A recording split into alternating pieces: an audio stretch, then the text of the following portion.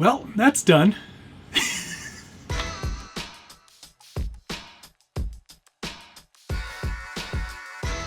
Welcome back to the Scale Builders Guild. Thanks again for watching. It's episode 9 of What's on the Bench Weekly.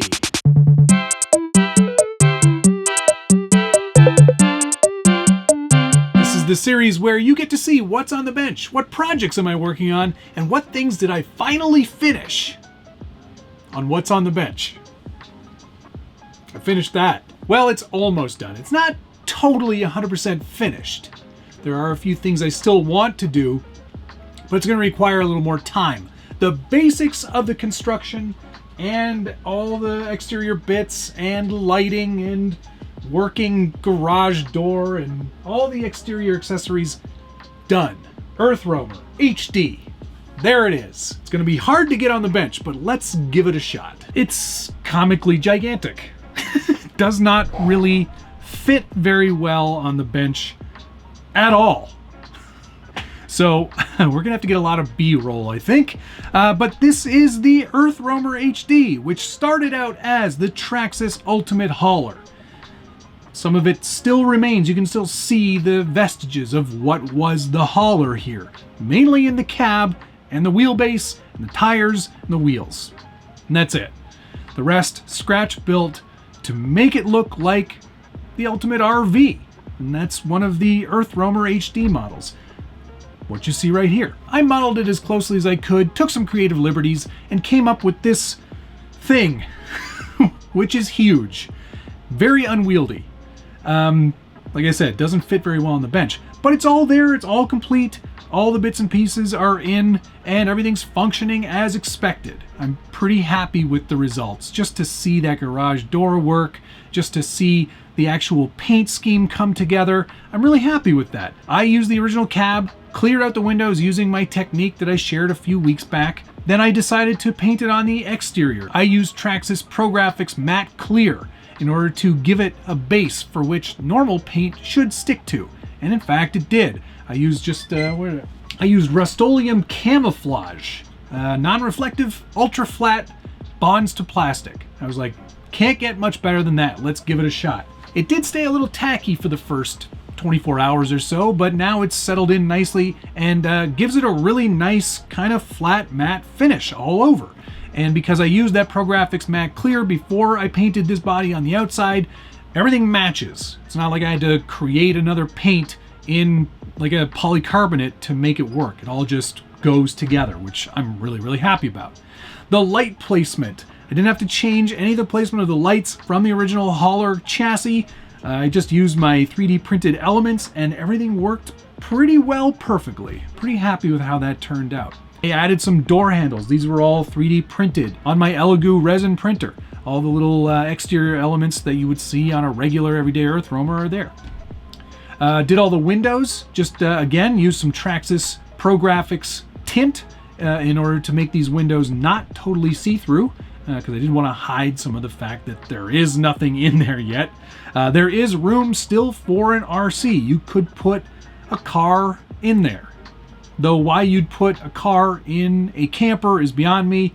Wasn't really the intention. The intention was always to make it look like a camper. And I think I've achieved that.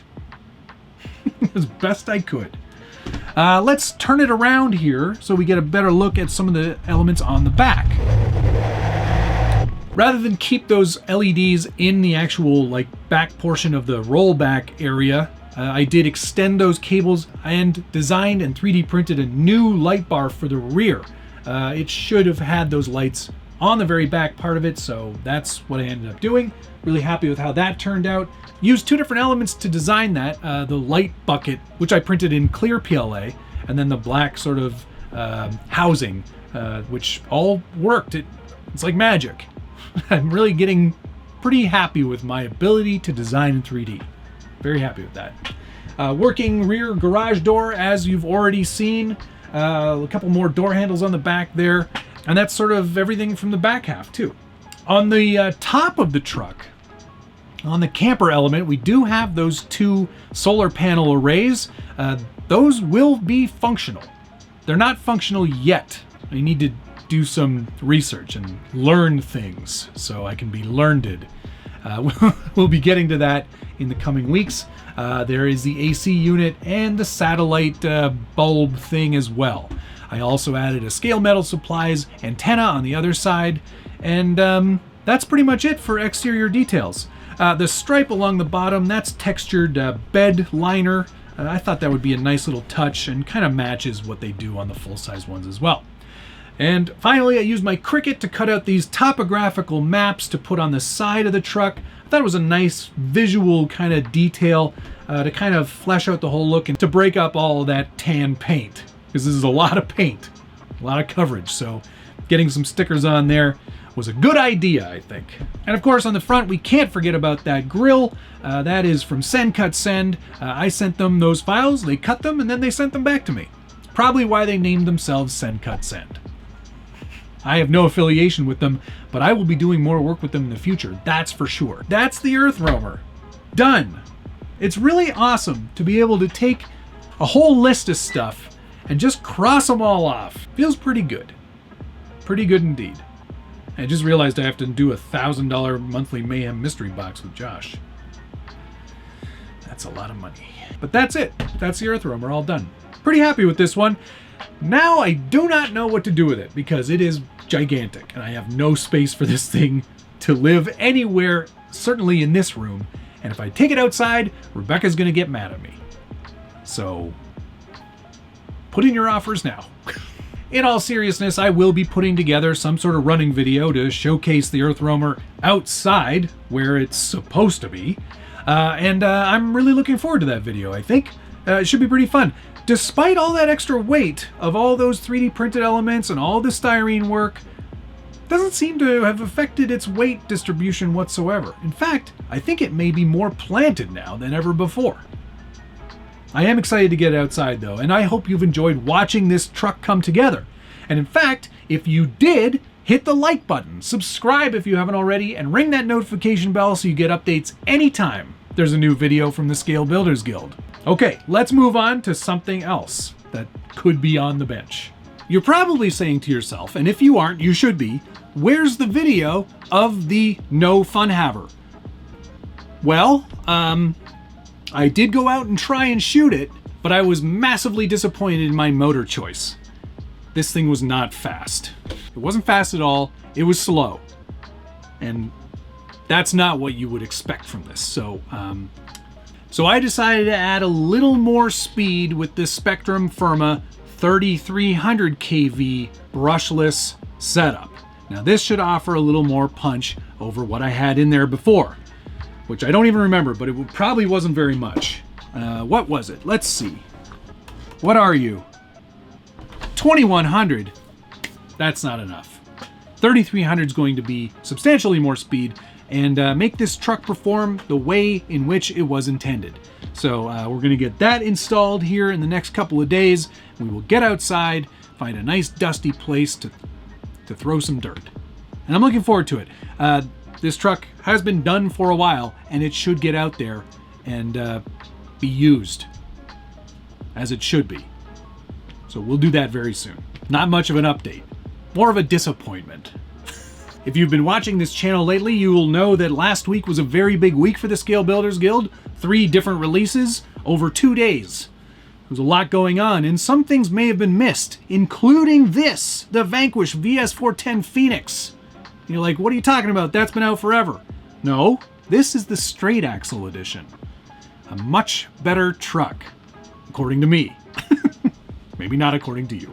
But this is essentially as it would come stock, except I've already gone to the trouble of making you jealous by putting these great looking F10T axles underneath the VS410 Phoenix straight axle kit.